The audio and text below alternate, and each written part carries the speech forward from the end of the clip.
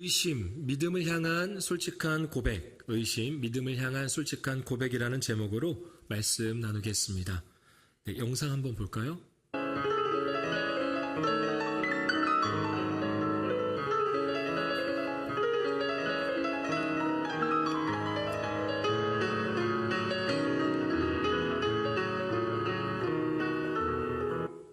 네, 여기까지 보겠습니다.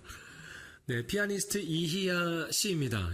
예전에 양이라고 불렀는데 지금 나이가 있으시니까 85년생이시거든요. 이희아 씨입니다. 이희아 씨는 손이 보시는 사진에 보는 것 같이 네 개의 손가락을 갖고 있습니다. 그리고 피아니스트입니다. 이희아의 아버지 이운봉 씨와 우갑선 씨는요, 환자와 간호사로 처음 만났다고 합니다. 이운봉 씨는 군복무 중 사고를 당해서 1급 척수 장애인이 되었습니다. 당연히 우갑선 씨 집안에서 반대가 있었고 그 반대를 무릅쓰고 결혼을 하였습니다. 그리고 8년 만에 어렵게 딸을 가졌습니다. 그 딸이 바로 피아니스트 이희아 씨입니다. 이희아 씨는 태어났을 때 선천성 사기지형, 저도 처음 듣는 단어더라고요.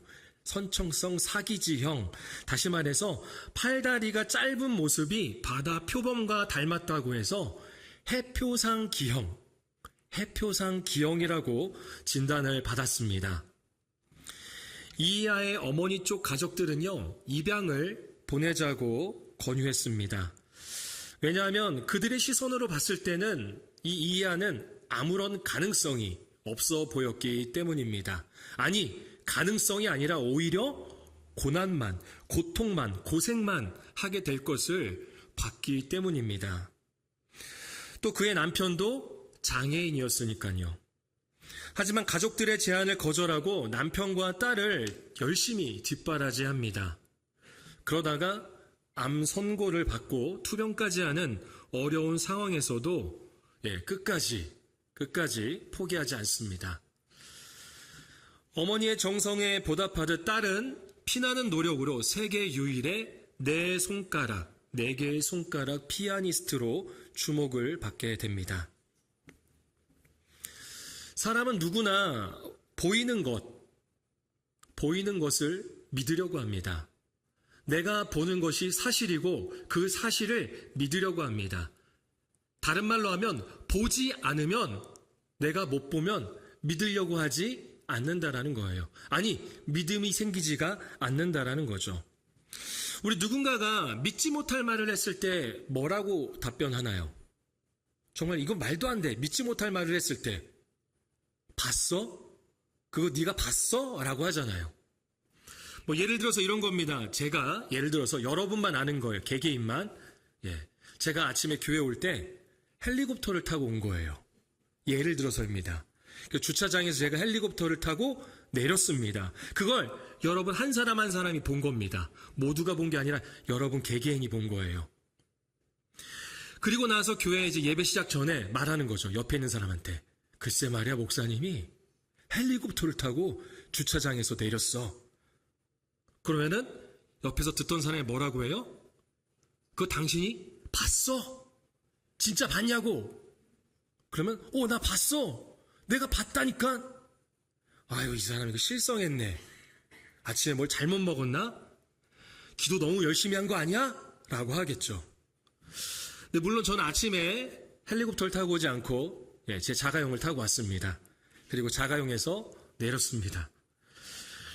사람은 타인이 본 것이 아니라 내가 직접 본 것, 옆에 있는 사람이 아니라 내가 직접 본 것을 사실로 여기고 그것을 믿고 싶어 합니다. 다시 말해서 내가 믿는 게 아니라면 뭘 하게 되는 거예요? 의심하게 된다라는 거예요. 그래서 많이 보면 볼수록 믿음이 생겨요. 내가 많이 보면 볼수록 그것에 대한 믿음이 생기는데 반면에 많이 보면 볼수록 의심도 많이 생깁니다.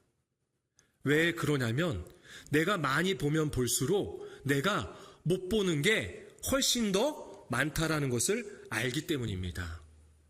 내가 보지 못하면 못 믿는 거잖아요. 의심하게 되는 거잖아요. 예수님의 제자들도 그러했습니다. 예수님은 하셨던 말씀대로 십자가에서 죽으셨습니다. 십자가의 처형은 당시에 황제에게 반역한 죗값이었습니다. 황제에게 반역을 했다. 어마어마하죠. 그렇기 때문에 제자들은요, 예수님과 조금이라도 엮이는 것을 두려워했습니다. 아주 조심스러워했죠. 그리고 이 예수님 십자가에서 죽으시는 것을 주도했던 종교 지도자들이 있다라는 것 또한 그들에게는 두려움이었습니다. 그래서 집에 들어가서 문을 닫고 있었다고 합니다. 한글 성경은 문을 그냥 닫고 있다라고 하는데, 실제적으로는 이 문을 그냥 닫는 게 아니라 우리로 말하자면 문을 걸어 잠그는 겁니다. 왜요? 무서워서, 두려워서. 그런데 예수님이 죽으신 지 4일째 되었을 때요, 예수님이 제자들에게 찾아오신 겁니다. 분명히 문을 걸어 잠갔는데 그 문을 뚫고 들어오셨는지 어떻게 들어오셨는지 아무튼 들어오셨습니다. 두려움에 있던 제자들에게 예수님은 이렇게 말씀하시죠. 너희에게 평강이 있을지어다. 제자들에게 없었던 것은 바로 이 평강이었습니다. 평안이 없었던 거예요. 두려움, 불안, 평안이 없었던 겁니다. 그런 제자들에게 예수님은 말씀하시는 거죠. 샬롬, 너희에게 평강이 있을지어다. 나로 인한 평안이 너희에게 있길 원한다 라고 예수님 말씀하시는 겁니다. 그리고는 못 박혔던 손과 창에 찔렸던 옆구리를 보여주십니다. 제자들은 부활하신 예수님을 만나 너무나도 기뻤습니다. 그런데 그 자리에 없던 인물이 한 사람 있습니다. 누구일까요? 바로 오늘 말씀에 나오는 도마입니다. 제자 중 하나, 도마입니다. 부활하신 예수님을 만난 제자들이 가장 먼저 이 소식을 누구에게 전하고 싶었을까요? 같은 제자였던, 그 자리에 있지 않던 바로 도마였습니다. 우리 25절 말씀, 본문 25절 함께 다시 한번 읽어보겠습니다. 다른 제자들이 그에게 이르되 우리가 주를 보았노라 하니 도마가 이르되 내가 그의 손에 못자국을 보며 내 손가락을 그 못자국에 넣으며 내 손을 그 옆구리에 넣어보지 않고는 믿지 아니하겠노라 하니라. 부활하신 예수님을 만난 제자들이 도마에게 옵니다. 그리고 말합니다. 도마, 우리가 주님을 봤어. 주님이 말씀대로 부활하셨어. 우리가 봤다니까. 이렇게 말하는 거예요. 그러자 도마가 말합니다. 예수님을 봤다고? 예수님을 봤다고? 내가 예수님의 손에 못자국을 보면 믿어볼게. 그 손에 못자국에 내 손가락을 넣으면 믿어볼게.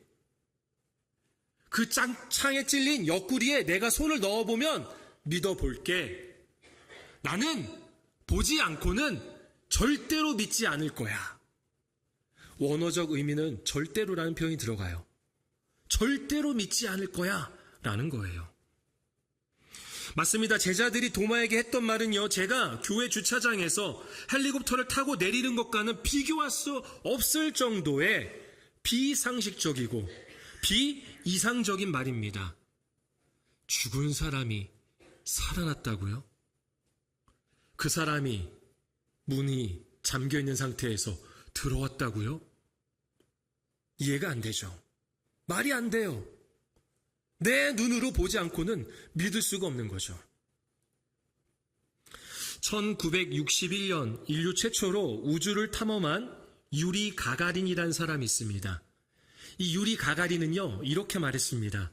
나는 우주에 가봤지만 거기엔 하나님은 없었다. 우주에 가봤는데요, 하나님이 없었대요. 그가 그렇게 말할 수 있는 근거는 뭘까요? 그가 그의 믿음을 말할 수 있는 근거가 뭐예요? 내가 봤다라는 거예요. 내가 아무리 봐도 우주에는 하나님이 없었다라는 거예요. 눈에 보이지 않으니까 그렇게 없다고 믿는 것이죠. 유리 가가린도 도마도 보이는 것만 믿는다는 거죠. 그래서 그런지 도마하면 떠오르는 그런 수식어가 있습니다. 도마하면 붙는 수식어 뭘까요? 맞아요. 의심이에요. 의심 많은 도마 또는 의심하는 도마 라는 말을 합니다. 근데 사실 알고 보면 도마가 굉장히 서운해할 것 같아요. 억울하고. 도마만 의심했을까요? 말을 바꿔서 다른 사람들은 그러면 무조건 예수님을 믿었을까요? 우리 8절 말씀, 8절 함께 읽어보겠습니다. 그때야 무덤에 먼저 갔던 그 다른 제자도 들어가 보고 믿더라. 예수님이 사랑하시는 제자도 그 빈 무덤에 들어가서 보고서야 믿었다라는 겁니다. 무덤이 빈 것을 보고서야 믿었다라는 거예요. 부활하신 예수님의 말입니다. 자신이 직접 보고 그것이 사실인 것을 인지하고 그래야지만 믿을 수 있다라는 거죠. 그러니까 도마만 의심한 게 아닙니다. 모두가 의심했습니다. 제자들도 의심하고 있었던 거 아닙니까? 그러니까 두려움에 그 불안 가운데에서 문을 잠그고 있었던 거 아닙니까? 모두가 의심합니다. 모두가 보지 않고는 믿기 어려워합니다. 도마나 그리고 나머지 제자들도, 그리고 저와 여러분도 마찬가지죠. 내가 본 것이 사실이고 내가 봐야 믿을 수 있다라는 겁니다. 제자들의 말에 도마는 강력하게 반발했지만 마음으로는 굉장히 힘들었을 겁니다. 정말 저 친구들의 말처럼 예수님이 살아나신 걸까? 그런데 왜 나에게는 오시지 않지? 말도 안 돼. 내가 지금 무슨 생각을 하고 있는 거야? 저런 비상식적인 말에 내가 넘어갈 줄 알았나? 저 녀석들이 무서워서 미쳤구나 라고 생각하다가도 또 이렇게 생각하는 거죠. 진짜 주님이 저 친구들을 만나주신 걸까? 그렇다면 주님이 나에게도 와주실까? 아마도 도마는 지금까지 자신의 삶에서 가장 큰 고민에 힘들어하고 있었을 겁니다. 믿음과 의심 사이에서 갈등하는 거죠. 황제의 사람들과 종교 지도자들도 두려움의 대상이었지만 제자들이 했던 말은 도마의 삶을 완전히 정지시켜 버렸습니다. 아무것도 할 수 없게, 아무것도 생각할 수 없게 만들어버린 거예요. 우리가 신앙생활 하다 보면은 이런 의심 가운데 고민에 빠지곤 합니다. 진짜 예수님이 계신 걸까? 저 사람은 저렇게 확신하면서 저렇게 믿는다고 하면서 즐겁게 신앙생활 하는데 왜 나는 안 믿어지는 거지?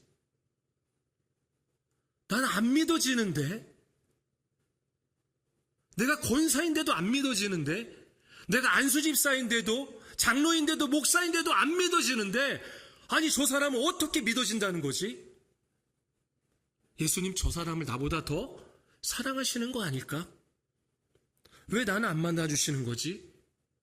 라는 고민에 빠진다라는 거죠. 믿음과 의심 사이에 갈등이 존재한다라는 겁니다. 의심에 쌓여 고민하고 있는 도마에게 예수님이 찾아오십니다. 우리 26절 말씀, 본문 26절 함께 읽어보겠습니다. 여드레를 지나서 제자들이 다시 집안에 있을 때에 도마도 함께 있고 문들이 닫혔는데 예수께서 오사 가운데 서서 이르시되 너희에게 평강이 있을지어다 하시고 여드레를 지나서 8일이 지났습니다. 제자들과 도마가 함께 집에 있고요. 문은 여전히 잠겨 있습니다. 그런데 예수님께서 들어오신 겁니다. 그리고 말씀하시죠. 너희에게 평강이 있을지어다. 샬롬 한 거예요. 여러분, 이 도마 말고 다른 제자들이 놀랬을까요? 안 놀랬을까요? 다른 제자들은 이제 놀라지 않아요. 이미 한 번 봤고 한 번 경험해 봤잖아요. 그래서 제자들은 놀라지 않습니다. 근데 누구는 놀라요?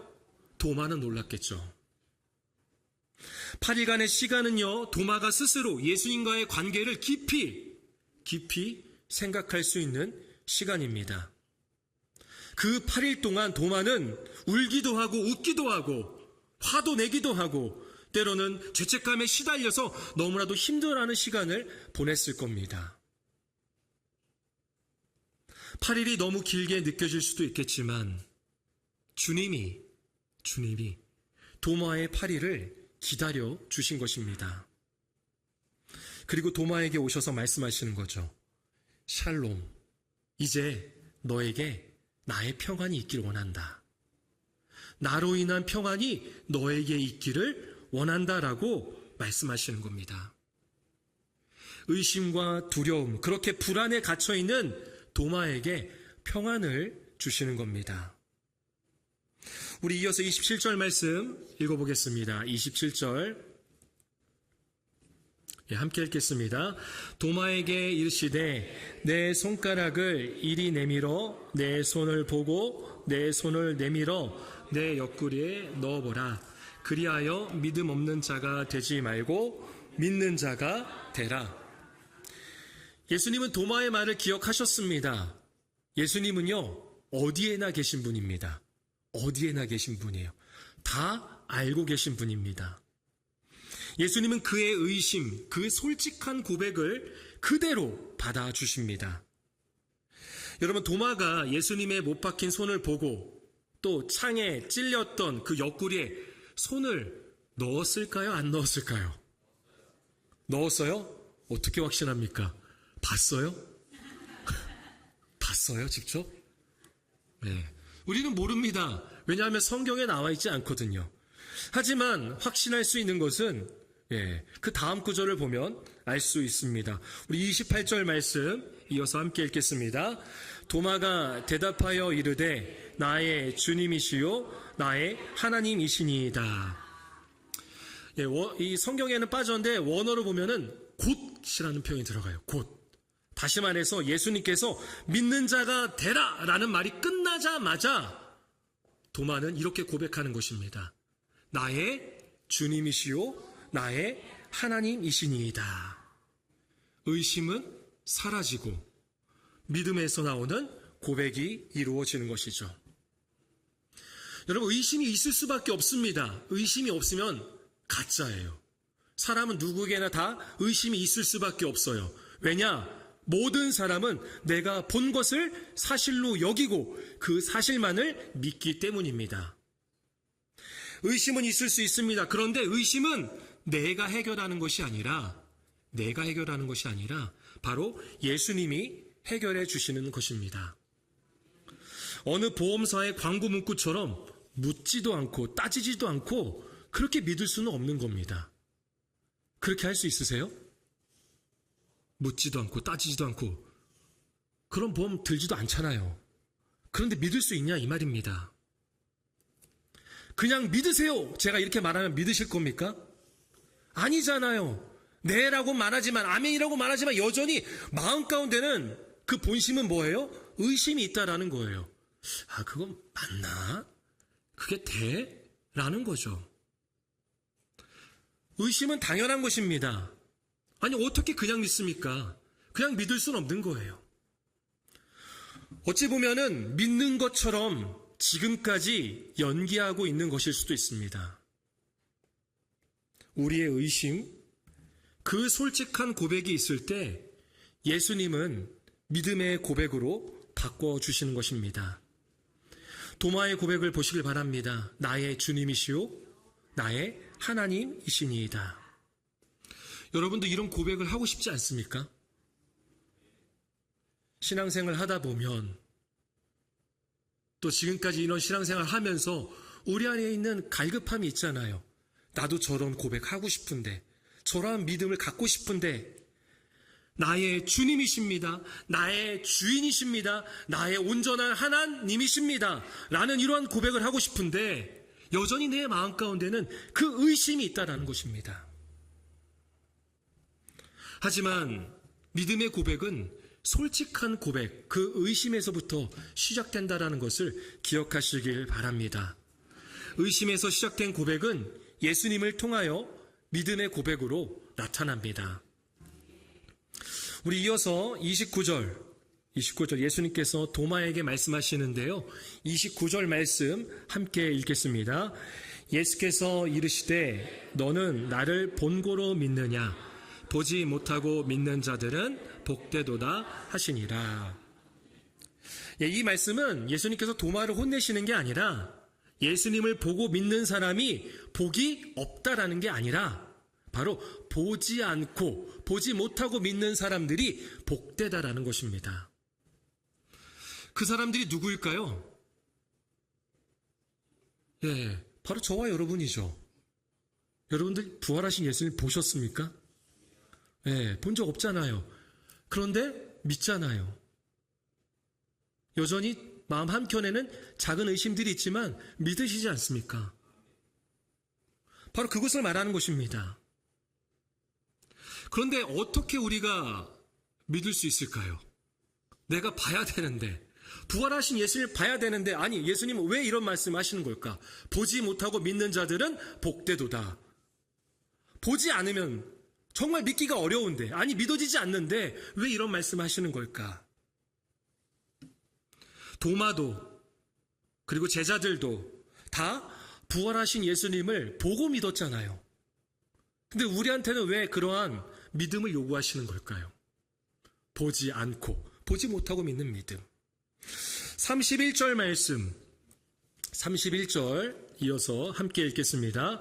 오직 이것을 기록함은 너희로 예수께서 하나님의 아들 그리스도이심을 믿게 하려 하며 또 너희로 믿고 그 이름을 힘입어 생명을 얻게 하려 함이니라. 아멘. 우리가 읽은 성경은 지금 요한복음입니다. 요한복음은 누가 썼을까요? 요한복음은 누가 썼을까요? 그렇죠. 요한이 썼습니다.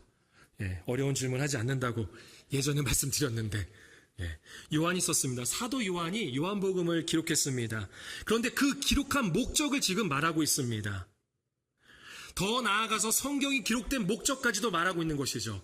그것은 바로 예수님이 하나님의 아들이시며 그리스도라는 사실을 믿게 하려고 이 성경을 기록하고 있다는 것입니다.